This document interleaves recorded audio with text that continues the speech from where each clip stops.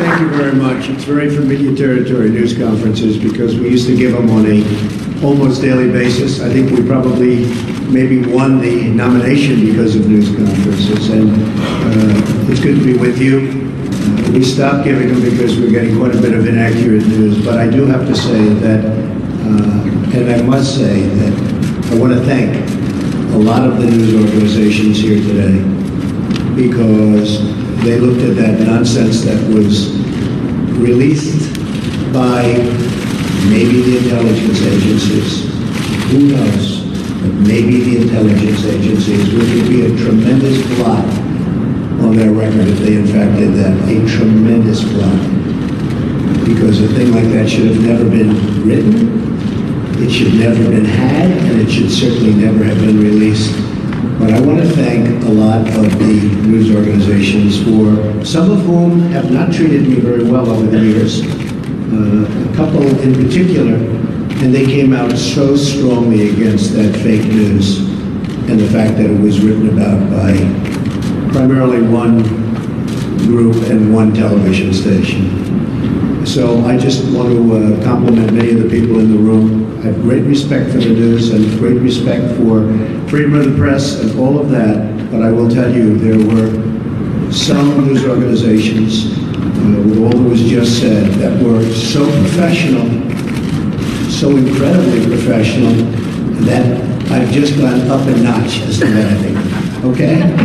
All right. We've had some great news over the last couple of weeks. I've been quite active, I guess you could say, in an economic way for the country. A lot of car companies are going to be moving in. We have other companies. Big news is going to be announced over the next couple of weeks about companies that are going to be building in the Midwest. You saw it yesterday, Fiat, Chrysler, big factory going to be built in this country as opposed to another country.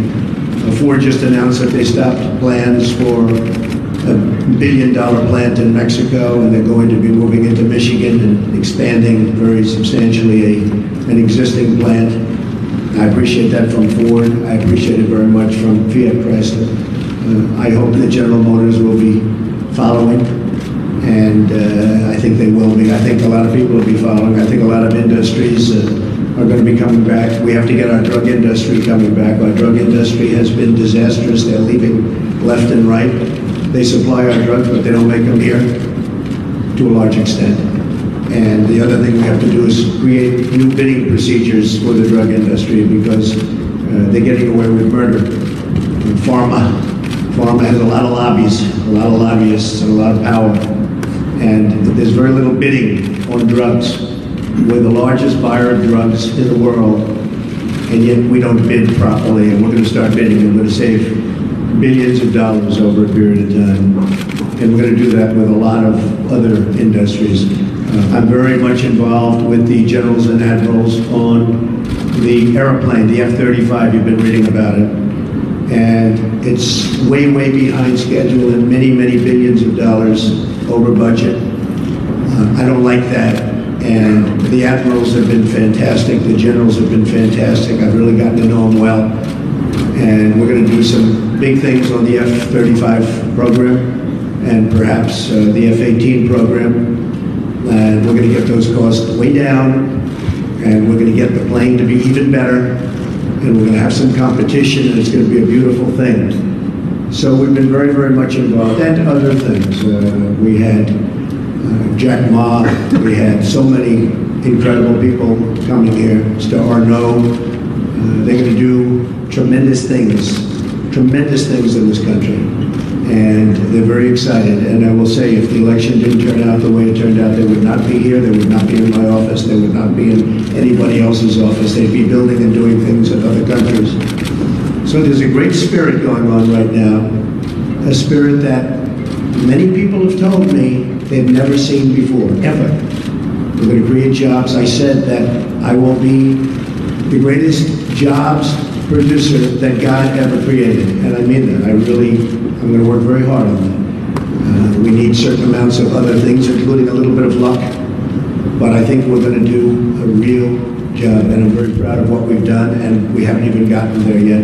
I look very much forward to the inauguration. It's going to be a beautiful event. We have great talent, tremendous talent, and we have all of the bands, or most of the bands, from the different segments of the military. And I've heard some of these bands over the years; they're incredible. We're going to have a very, very elegant day. The 20th is going to be something that will be very, very special, very beautiful. And I think we're going to have massive crowds because we have a movement. It's a movement like the world has never seen before. It's a movement that a lot of people didn't expect. And even the polls, although some of them did get it right, but many of them didn't. That was a beautiful scene on November 8th as those states started to pour in. And we focused very hard on those states, and they really reciprocated. And those states are going to have a lot of jobs, and they're going to have a lot of security. They're going to have a lot of good news for their veterans. And by the way, speaking of veterans, I appointed today the head secretary of the Veterans Administration, David Shulkin, and we'll do a news release in a little while. I'll tell you about David. He's fantastic. He's fantastic. He will do a truly great job.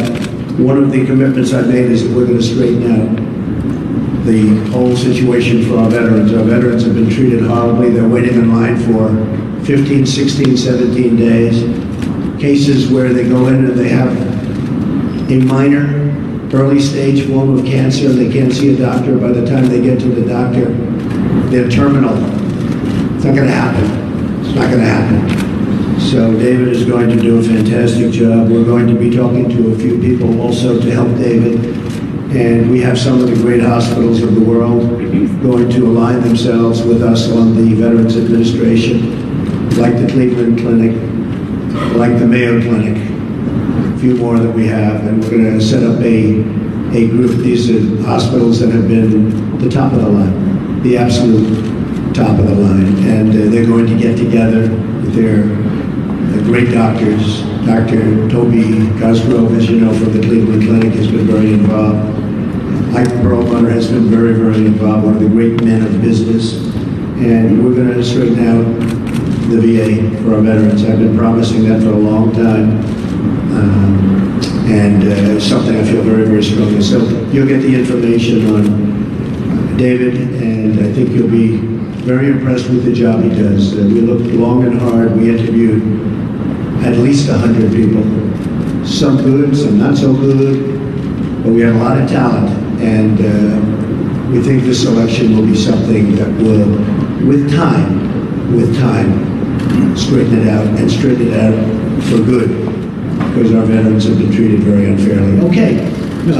Questions? Yes. John? Mr. President-elect, thank you so much. Thank you. Appreciate it.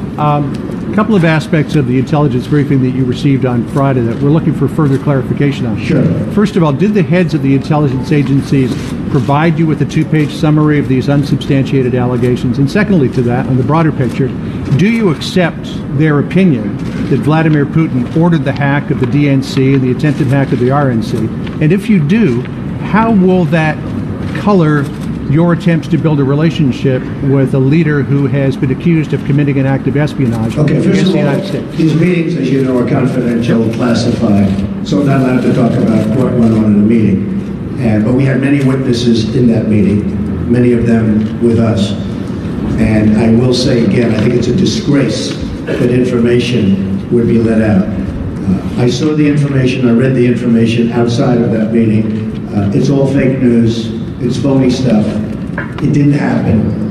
And it was gotten by opponents of ours, as you know, because you reported it, and so did many of the other people. It was a group of opponents that got together, sick people, and they put that crap together. So I will tell you that not within the meeting, but outside of the meeting, somebody released it. It should never have been, number one, shouldn't have even entered paper. But it should never have been released. But I read what was released, and I think it's a disgrace. I think it's an absolute disgrace. As far as hacking, I think it was Russian, but I think we also get hacked by other countries and other people. And I can say that, you know, when we lost 22 million names and everything else that was hacked recently, they didn't make a big deal out of that. That was something that was extraordinary. That was probably China. we have much hacking going on. One of the things we're going to do, we have some of the greatest computer minds anywhere in the world that we've assembled. You saw just a sample of it 2 weeks ago up here, where we had the 6 top people in the world that were never in the same room together as a group. And we're going to put those minds together, and we're going to form a defense. And I have to say this also. The Democratic National Committee was totally open to be hacked. They did a very poor job. They could have had hacking defense, which we had. And I will give Reince previous credit, because when Reince saw what was happening in the world and with this country, he went out and went to various firms and ordered a very, very strong hacking defense. And they tried to hack the Republican National Committee, and they were unable to break through. We have to do that for our country. It's very important. And just to the last part of that question, where I said, how could all of this potentially color your attempts to build a better relationship with President Putin? Well, you know, President Putin and Russia put out a statement today that this fake news was indeed fake news. They said it totally never happened. Now, somebody would say, oh, of course he's going to say that. I respected the fact that he said that. And I'll be honest, I think if he did have something, they would have released it. They would have been glad to release it.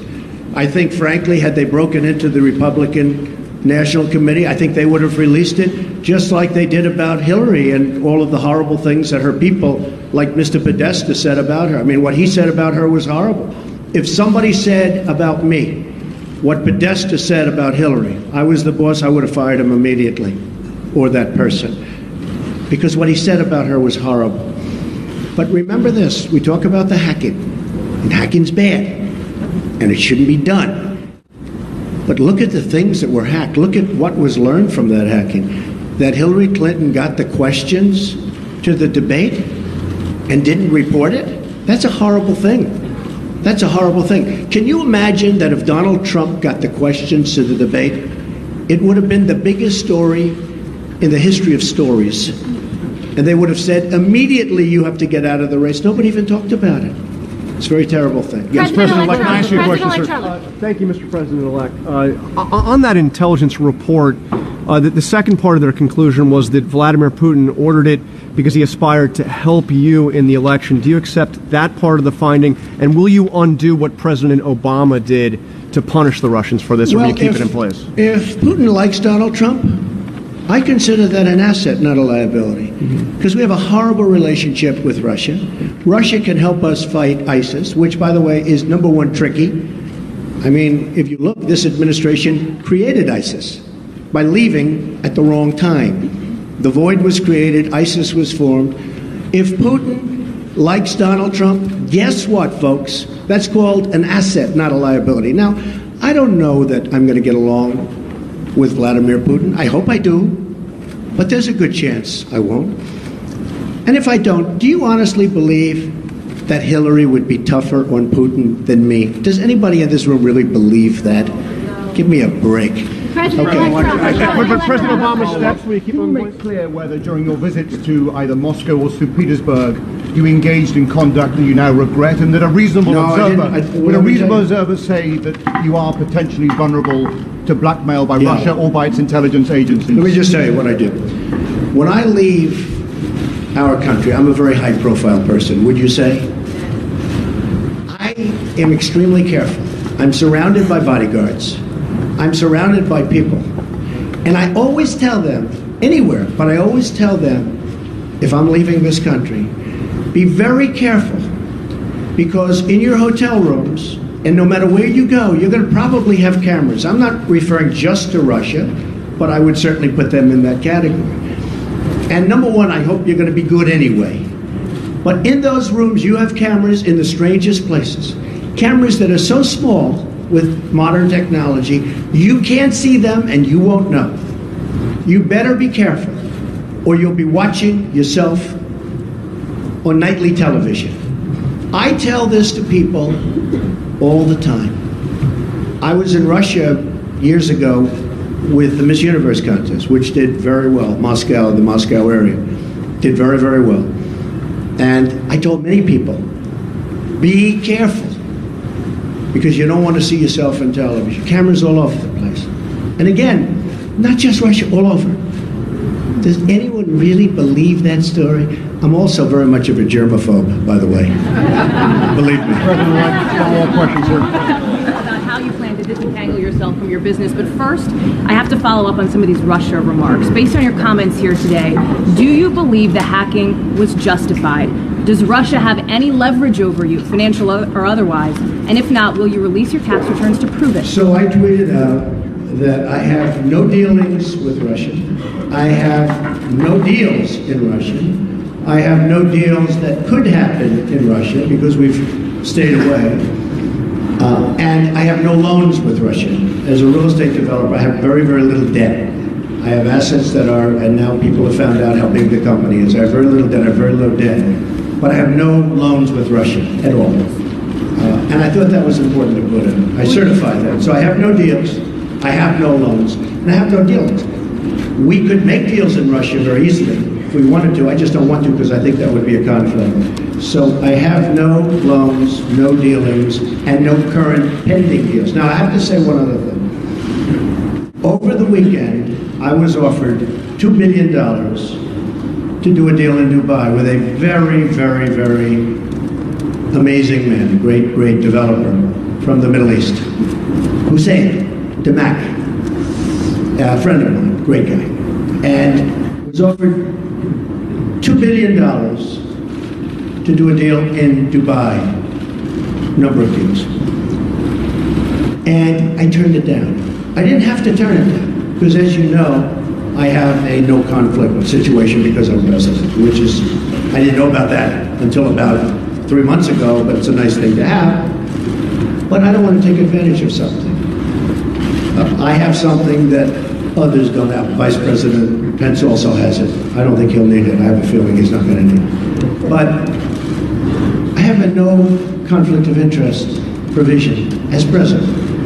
It was many, many years old. This is for presidents, because they don't want presidents getting, I understand, they don't want presidents getting tangled up in minutia. They want a president to run the country. So I could actually run my business. I could actually run my business and run government at the same time.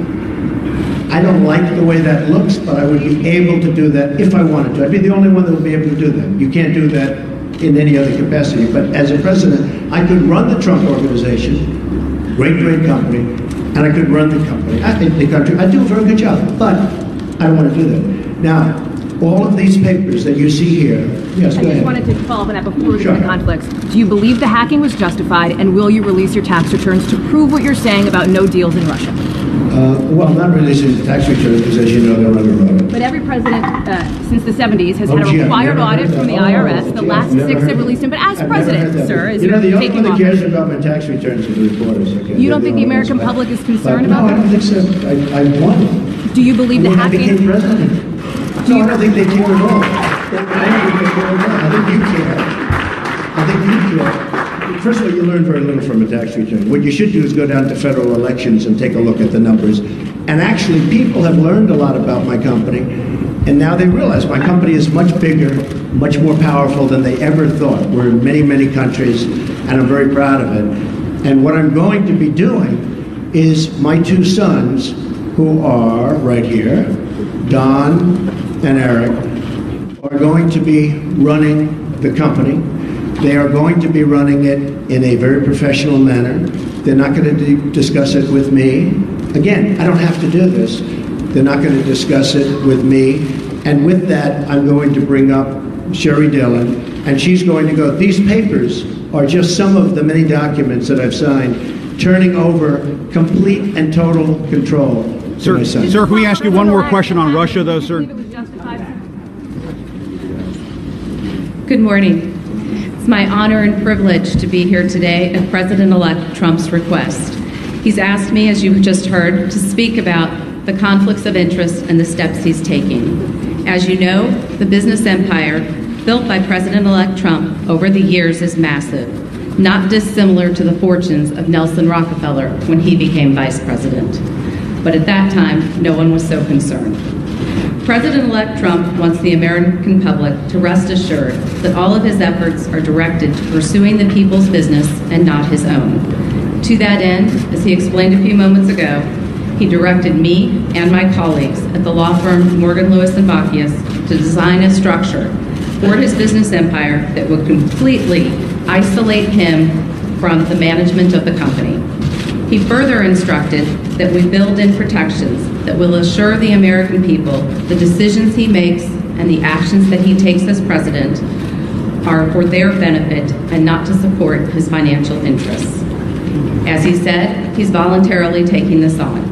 The conflicts of interest laws simply do not apply to the president or the vice president, and they are not required to separate themselves from their financial assets.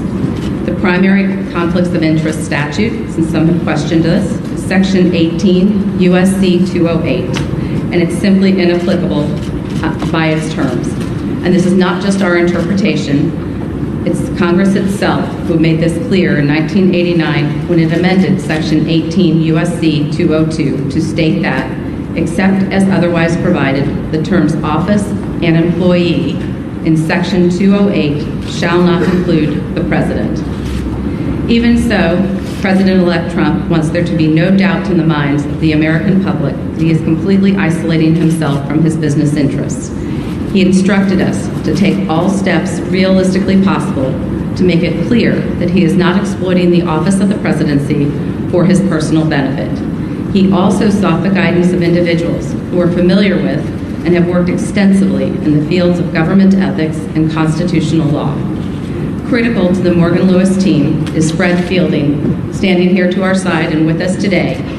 And many of you have known him. He has served several presidents over the years, including serving as counsel to Presidents Ronald Reagan and George W. Bush, as well as serving on President George H.W. Bush's Commission on Federal Ethics Law Reform, and he also held the position of Vice Chair of the Ethics Resource Center. Mr. Fielding has been extensively involved with and approved this plan. He's here today to support the plan, and he will continue to provide guidance as the plan is implemented and as Eric, Don, along with others, take over management of the Trump Organization.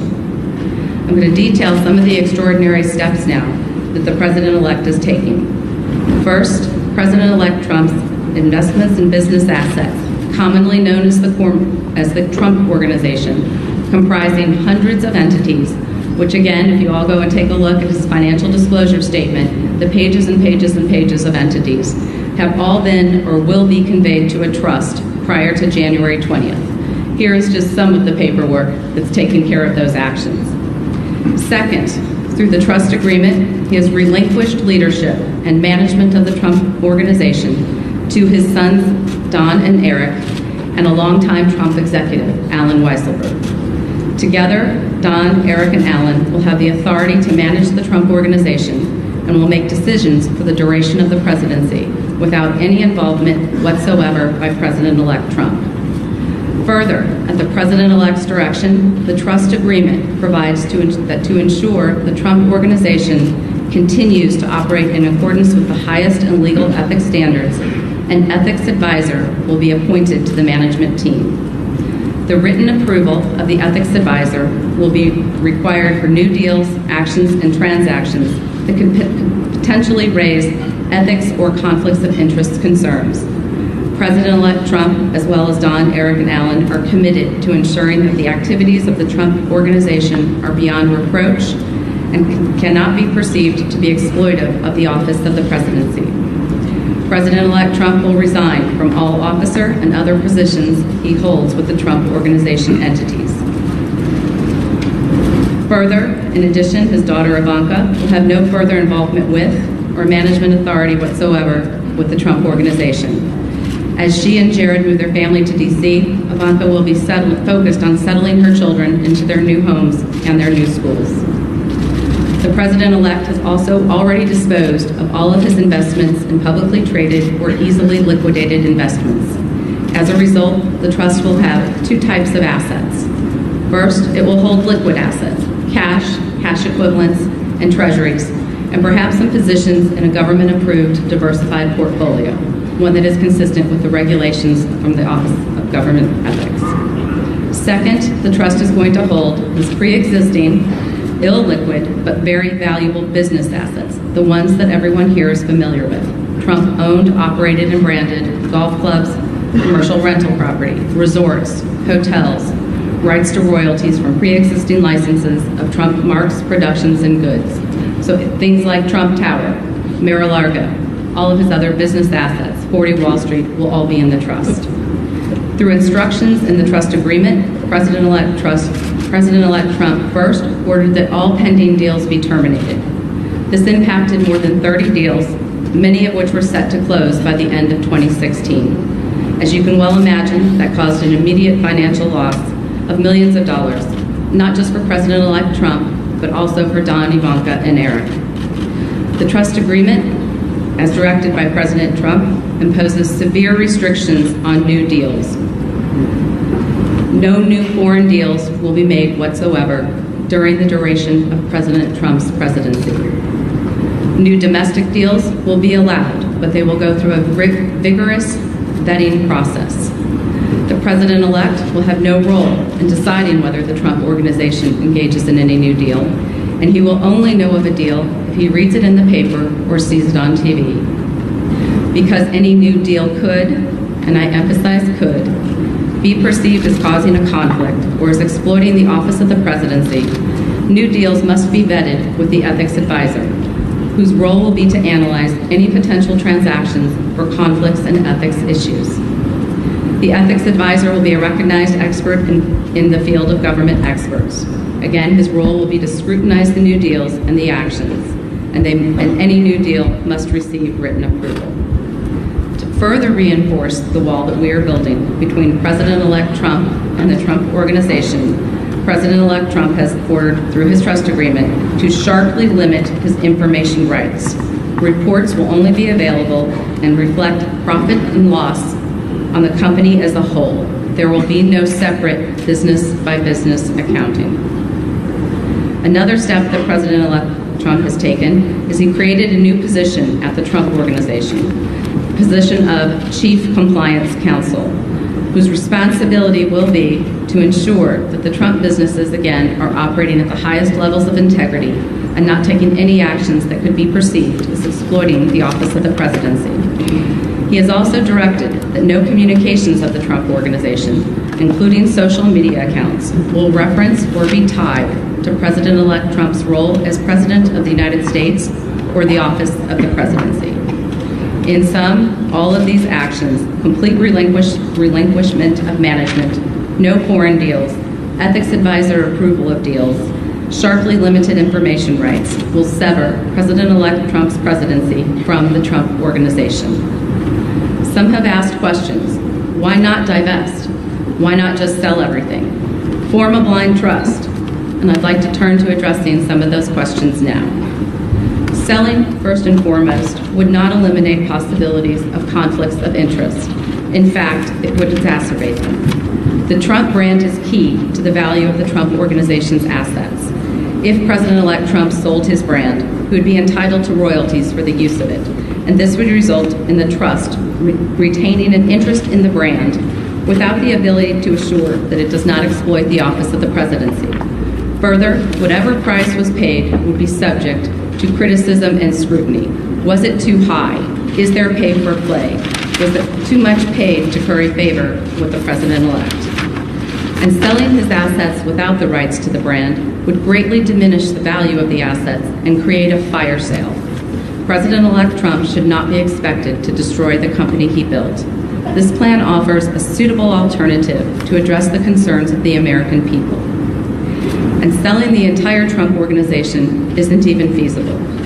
Some people have suggested that the president-elect sell the business to his adult children. This would require massive third-party debt, sourced with multiple lenders whose motives and willingness to participate would be questioned and undoubtedly investigated. And if the president-elect were to finance the sale himself, he would retain the financial interest in the assets that he owns now. Some people have suggested that that President-elect Trump could bundle the assets and turn the Trump Organization into a public company. Anyone who's ever gone through this extraordinarily cumbersome and complicated process knows that it is a non-starter. It is not realistic, and it would be inappropriate for the Trump Organization. Some people have suggested a blind trust, but you cannot have a a totally blind trust with operating businesses. President Trump can't unknow he owns Trump Tower, and the press will make sure that any new developments at the Trump Organization are well publicized.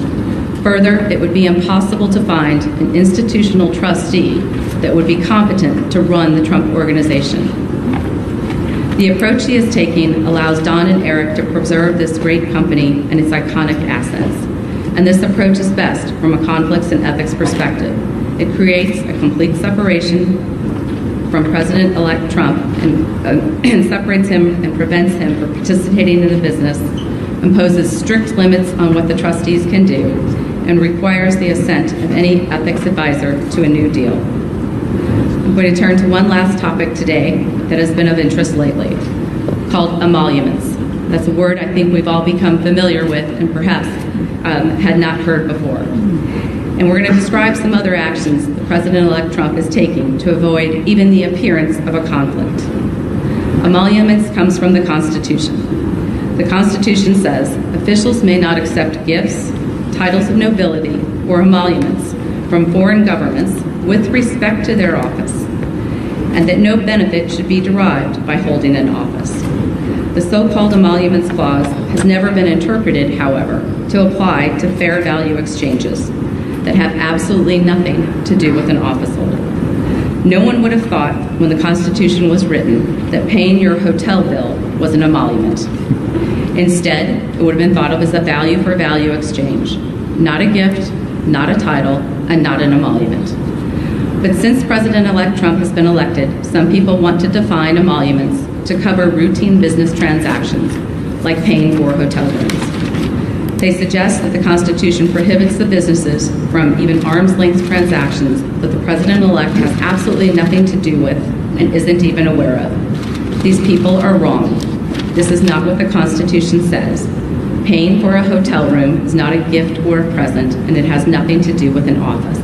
It's not an emolument. The Constitution does not require President-elect Trump to do anything here. But just like with conflicts of interests, he wants to do more than what the Constitution requires. So President-elect Trump has decided, and we are announcing today, that he is going to voluntarily donate all profits from foreign government payments made to his hotels to the United States Treasury. This way, it is the American people who will profit. In sum, I and President-elect's other advisors at Morgan Lewis have determined the approach we've outlined today will avoid potential conflicts of interest or concerns regarding exploitation of the office of the presidency without imposing unnecessary and unreasonable losses on the president-elect and his family. We believe this structure and these steps will serve to accomplish the president-elect's desire to be isolated from his business interests and give the American people confidence that his sole business and interest is in making America great again, bringing back jobs to this country, securing our borders, and rebuilding our infrastructure. The American people were well aware of President-elect Trump's business empire and financial interests when they voted. Many people voted for him precisely because of his business success. President-elect Trump wants to bring this success to all Americans. Thank you.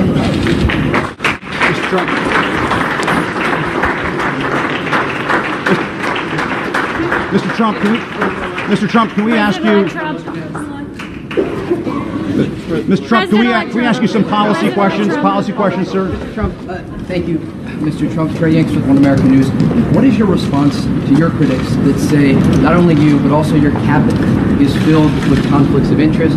And do you plan to set an example in the future to make sure that your cabinet and everyone throughout your administration? Good question. I really think that when you watch what's going on with what's happening in Hawaii, I was just watching as an example Rex Tillerson. I think it's brilliant what he's doing and what he's saying. I watched yesterday, as you know, our great senator who is going to be a great attorney general, and he was brilliant. And what people don't know is that he was a great prosecutor and attorney general in Alabama, and he was brilliant yesterday. So I really think that I think we have one of the great cabinets ever put together. And We've been hearing that from so many people. People are so happy. You know, in the case of Rex, he ran incredibly ExxonMobil. When there was a find, he would get it. When they needed something, he would be there. A friend of mine who's very, very substantial in the oil business, Harold Hamm, big supporter, he said, there's nobody in the business like Rex Tillerson. And that's what we want. That's what I want to bring to government. I want to bring the greatest people into government because we're way behind. We don't make good deals anymore. I say it all the time in speeches. We don't make good deals anymore. We make bad deals. Our trade deals are a disaster. We have hundreds of billions of dollars of losses on a yearly basis. Hundreds of billions with China on trade and trade imbalance, with Japan, with Mexico, with just about everybody. We don't make good deals anymore. So we need people that are smart. We need people that are successful. And they got successful because, generally speaking, they're smart. And that's what I put. I'm very proud of the cabinet. I think they're doing very well. It's very interesting how it's going, but I think they're doing very, very well. Mr. Trump, a quick follow-up, sir, on Russia, sir. Thank you, Mr. President-elect. I wanted to ask a few questions on Obamacare. Yeah. Can you be specific on what guidance you're giving congressional Republicans on the timeline for repeal and replace, Sure. whether it needs to be simultaneous or a Finally, delay? Obamacare. I thought it was never going to be asked. I also wanted to ask you, though, if you have outlined a plan for what you want the replace package to look like. Would it guarantee coverage for those who have gotten health insurance through the current Obamacare law? You're going to be very, very proud, as not only the media and reporters, you're going to be very proud of what we put forth having to do with health care. Obamacare is a complete and total disaster. They can say what they want. They can guide you any way they want to guide you. In some cases, they guide you incorrectly. In most cases, you realize what's happened. It's imploding as we sit. Some states have over 100% increase. And 17, and I said this 2 years ago, 17 is going to be the bad year. It's going to be catastrophic. Frankly, we could sit back, and it was a thought from a political standpoint, but it wouldn't be fair to the people. We could sit back and wait and watch and criticize. And we could be a Chuck Schumer and sit back and criticize it. And people would come, they would come, begging to us, please, we have to do something about Obamacare. We don't want to own it. We don't want to own it politically. They own it right now. So the easiest thing would be to let it implode in 17. And believe me, we'd get pretty much whatever we wanted, but it would take a long time. We're going to be submitting, as soon as our secretary is approved, almost simultaneously, shortly thereafter, a plan. It'll be repeal and replace. It will be essentially simultaneously. It will be various segments, you understand, but will most likely be on the same day or the same week, but probably the same day, could be the same hour. So we're going to do repeal and replace. Very complicated stuff. And we're going to get a health bill passed. We're going to get health care taken care of in this country. You have deductibles that are so high that after people go broke paying their premiums, which are going through the roof, the health care can't even be used by them because the deductibles are so high. Obamacare is the Democrats' problem. We are going to take the problem off the shelves for them. We're doing them a tremendous service by doing it. We could sit back and let them hang with it. We are doing the Democrats a great service. So as soon as our secretary is approved and gets into the office, we'll be filing a plan. And it was actually pretty accurately reported today, the New York Times. And the plan will be repeal and replace Obamacare. We're going to have a health care that is far less expensive and far better. Okay. President-elect, can we just ask you, sir. President-elect Trump. Mr. President, which one, Mr. President? Well, I was going. Thank you.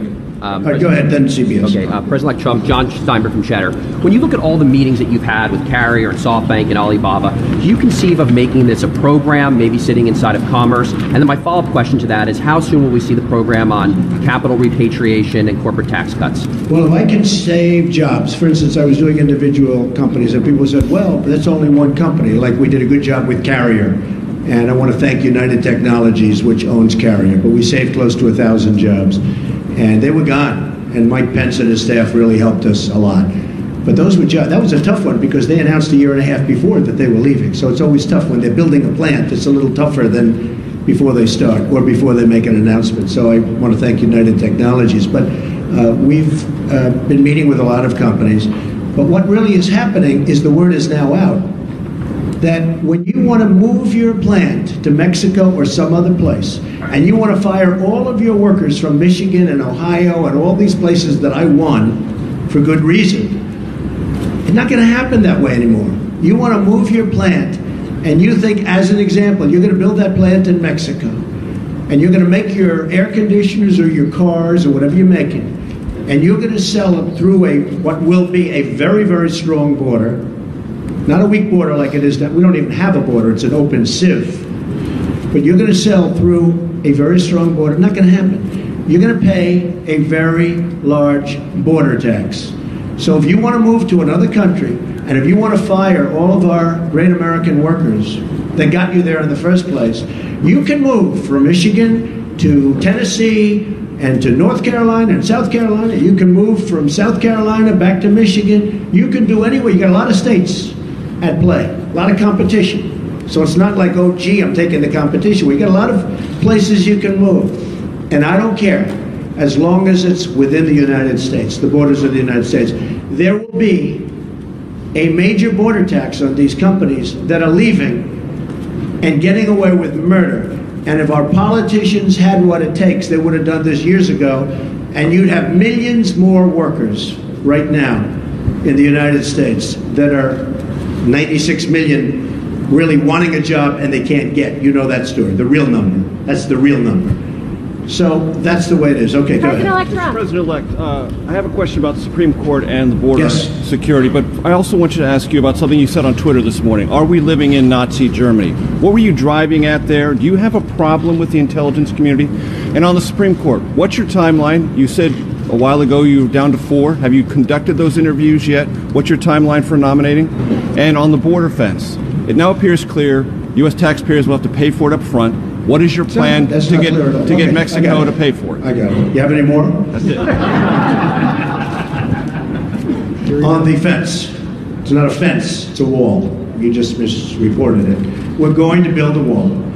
I could wait about a year and a half until we finish our negotiations with Mexico, which will start immediately after we get to office, but I don't want to wait. Mike Pence is leading an effort to get final approvals through various agencies and through Congress for the wall to begin. I don't feel like waiting a year or a year and a half. We're going to start building. Mexico, in some form, and there are many different forms, will reimburse us, and they will reimburse us for the cost of the wall. That will happen. Whether it's a tax or whether it's a payment, probably less likely that it's a payment, but it will happen. So remember this, okay? I would say we are going to build a wall, and people would go crazy. I would then say, who's going to pay for the wall? And people would all scream out, 25, 30,000 people, because nobody's ever had crowds like Trump has had. You know that. You don't like to report that, but that's okay. Okay, now he agrees. Finally, he agrees. But I say, who's going to pay for the wall? And they will scream out, Mexico. Now, reports went out last week, oh, Mexico's not going to pay for the wall because of a reimbursement. What's the difference? I want to get the wall started. I don't want to wait a year and a half until I make my deal with Mexico. So, and we probably will have a deal sooner than that. And by the way, Mexico has been so nice. So nice. I respect the government of Mexico. I respect the people of Mexico. I love the people of Mexico. I have many people from Mexico working for me. They're phenomenal people. The government of Mexico is terrific. I don't blame them for what's happened. I don't blame them for taking advantage of the United States. I wish our politicians were so smart. Mexico has taken advantage of the United States. I don't blame the representatives and various presidents, etc., of Mexico. What I say is we shouldn't have allowed that to happen. It's not going to happen anymore. So in order to get the wall started, Mexico will pay for the wall, but it'll be reimbursed. Okay? Supreme Court judgment. So, as you know, I have a list of 20. I've gone through them. We've met with numerous candidates. They're outstanding in every case. They were largely recommended and highly recommended by Federalist Society. Jim DeMint was also very much involved in his group, which is fantastic, and he's a fantastic guy.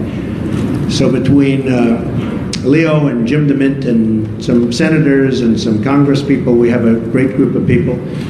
I'll be making the decision on who we will put up for Justice of the United States Supreme Court, a replacement for the great, great Justice Scalia. That will be probably within 2 weeks of the 20th. So within about 2 weeks, probably the second week. I consider the first day because we'll also be doing some pretty good signings. And I think what we'll do is we'll wait till Monday. That will be our really first business day as opposed to doing it on Friday, because on Friday people are going to have a very good time at the inauguration. And then Saturday, as you know, we're having a big church service and lots of good things are happening. So our first day, and you'll all be invited to the signings, but we'll be doing some pretty good signings on Monday and Tuesday and Wednesday and Thursday and Friday, and then also the next week. And you're all invited. But on the Supreme Court, I'll be making that decision, and it'll be a decision which I very strongly believe in. I think it's one of the reasons I got elected. I think the people of this country did not want to see what was happening with the Supreme Court. So I think it was a very, very big decision as to why I was elected. Mr. President-elect, the tweet that you had this morning about are we living in Nazi Germany, what were you driving at there? What are you trying to tell the people? I think it was disgraceful that the intelligence agencies allowed any information that turned out to be so false and fake out. I think it's a disgrace. And I say that, and that's something that Nazi Germany would have done and did do. I think it's a disgrace. That information that was false and fake and never happened got released to the public. As far as BuzzFeed, which is a failing pile of garbage, writing it, I think they're going to suffer the consequences. They already are. And as far as CNN going out of their way to build it up, and by the way, we just found out I was coming down. Michael Cohen, Michael Cohen is a very talented lawyer. He's a good lawyer in my firm. It was just reported that it wasn't this Michael Cohen they were talking about. So all night long, it's Michael Cohen. I said, I want to see your passport. He brings his passport to my office. I say, hey, wait a minute. He didn't leave the country. He wasn't out of the country. That Michael Cohen of the Trump Organization was in Prague. It turned out to be a different Michael Cohen. It's a disgrace what took place. It's a disgrace. And I think they ought to apologize to start with Michael Cohen. Sir, since you're attacking us, can you give us a question? Mr. President-elect. Go ahead. Mr. President-elect, since you are attacking our news organization, can you give us a chance? Your organization. You are attacking our news organization. Can you give us a chance to ask a question, sir? Go ahead. Sir, can you state, Mr. President-elect, can you state categorically, Mr. President-elect, can you give us a question? You're attacking us. Can you give us a question? Don't be rude. Can you give us a question? I'm not going to give you a question. Can you state categorically? You are fake news. Sir, go ahead. Can you state categorically that nobody... No, Mr. President-elect, that's not appropriate. Do you think President Obama went too far with the sanctions he put on Russia after the hacking? Do you think they're disproportionate? I don't say he went too far. And what will you roll them back? And what do you think of Lindsey Graham's plan to send you a bill for tougher ones? Plans to send me a bill for what? For tougher sanctions.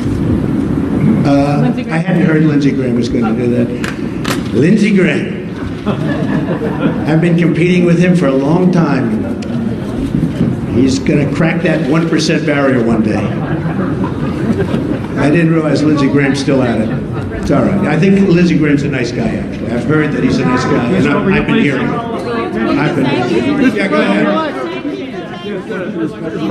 Go ahead. You've been waiting. Go ahead. As far as we understand, the intelligence community... Stand up, please. Yeah, Ian Pannell from BBC News. Ian Pannell from BBC News. BBC News, that's another beauty. Yeah, thank you. Thank you. As far as we understand it, the intelligence community are still looking at these allegations. It's false news, as you describe it. If they come back with any kind of conclusion that any of it stands up, that any of it is true, will you consider your position? Or do you think there's nothing they can come back with? Can you This decision to publish fake news and all the problems that we've seen throughout the media over the course of the election, what reforms do you recommend for this industry here? Well, I don't recommend reforms. I recommend people that have some moral compass. I've been hearing more and more about a thing called fake news, and they're talking about people that go and say all sorts of things. But I will tell you, some of the media outlets that I deal with are fake news, more so than anybody. I could name them, but I won't bother. But you have a few sitting right in front of us. So they're very, very dishonest people. But I think it's just something we're going to have to live with. I guess the advantage I have is that I can speak back. When it happens to somebody that doesn't have that kind of a megaphone, they can't speak back. It's a very sad thing. I've seen people destroyed. I've seen people absolutely destroyed, and I think it's very unfair. So all I can ask for is honest reporters, yes. But I just want to follow up on the questions about the U.S. intelligence community and be very clear about what you're saying. Do you trust your U.S. intelligence officials? And what do you say to foreign policy experts who say you're actually weakening national security by waging this war of words against that community? Intelligence agencies are vital and very, very important. We are going to be putting in, as you know, Mr. Pompeo and others, you know the Senator, Dan Coates, we're going to be putting in some outstanding people. Within 90 days, they're going to be coming back to me with a major report on hacking. I want them to cover this situation. I also want them, however, to cover maybe most importantly, because we're hacked by everybody. You know, the United States, our government, out of a list of 17 in terms of industries, is the worst. It's number 17 in terms of protection. If you look at the retail industry, if you look at the banking industry, various industries, out of 17 industries, they put this in the category of an industry, the United States is last in terms of protecting, let's say, hacking defense. Like we had a great hacking defense at the Republican National Committee. That's why we weren't hacked. By the way, we were told they were trying to hack us, but they weren't able to hack. And I think I get some credit because I told Reince, and Reince did a phenomenal job, but I said, I want strong hacking defense. The Democratic National Committee didn't do that. Maybe that's why the country runs so badly that way. But I will tell you, wait, let me finish. Within 90 days, we will be coming up with a major report on hacking defense. How do we stop this new phenomena, fairly new phenomena? Because the United States is hacked by everybody. That includes Russia and China and everybody. Everybody. Okay. Go ahead. Mr. President-elect, you said just now that you believe that Russia indeed was responsible for the hacking of the DNC and John Podesta's emails, etc. Well, Russia, but you know what? Could have been others also. But why did you spend weeks undermining the U.S. intelligence community before simply getting the facts and then making a public statement? Well, I think it's pretty sad when intelligence reports get leaked out to the press. I think it's pretty sad. First of all, it's illegal. You know, these are classified and certified meetings and reports. I'll tell you what does happen. I have many meetings with intelligence, and every time I meet, people are reading about it. Somebody's leaking it out. So then I said, maybe it's my office. Maybe my office. Because I have a lot of people, a lot of great people. Maybe it's them. And what I did is I said, I won't tell anybody. I'm going to have a meeting, and I won't tell anybody about my meeting with intelligence. And what happened is I had my meeting. Nobody knew, not even Rona, my executive assistant for years. She didn't know, I didn't tell her. Nobody knew. The meeting was had, the meeting was over, they left, and immediately the word got out that I had a meeting. So, I don't want that. I don't want that. It's very unfair to the country, it's very unfair to our country, what's happened. That report should have never, first of all, it shouldn't have been printed because it's not worth the paper it's written on. And I thank the New York Times for saying that. I thank a lot of different people for saying that. But I will tell you, That should never, ever happen. But Okay. do you trust? President-elect, thank you, Mr. President-elect. Can you stand here today, once and for all, and say that no one connected to you or your campaign had any contact with Russia leading up to or during the presidential campaign? And if you indeed do believe that Russia was behind the hacking, what is your message to Vladimir Putin right now? He shouldn't be doing it. He won't be doing it. Russia will have much greater respect for our country when I'm leading it than when other people have led it. You will see that. Russia will respect our country more. He shouldn't have done it. I don't believe he'll be doing it more. Now, we have to work something out, but it's not just Russia. Take a look at what's happened. You don't report it the same way. 22 million accounts were hacked in this country by China. And that's because we have no defense. That's because we're run by people that don't know what they're doing. Russia will have far greater respect for our country when I'm leading it. And I believe, and I hope, maybe it won't happen, it's possible, but I won't be given a little reset button like Hillary. Here, press this piece of plastic. Guy looked at her like, what is she doing? There's no reset button. We're either going to get along or we're not. I hope we get along, but if we don't, that's possible too. But Russia and other countries, including China, which has taken total advantage of us economically, totally advantage of us in the South China Sea by building their massive fortress. Total. Russia, China, Japan, Mexico, all countries will respect us far more than they do under past administrations. And to my first question, I want to thank everybody. So this is all, just so you understand, these papers, because I'm not sure that was explained properly, but these papers are all just a piece of the many, many companies that are being put into trust to be run by my two sons, and I hope at the end of 8 years I'll come back and I'll say, oh, you did a good job. Otherwise, if they do a bad job, I'll say, you're fired. Sir, you did not answer whether any of your associates were in contact with the Russians.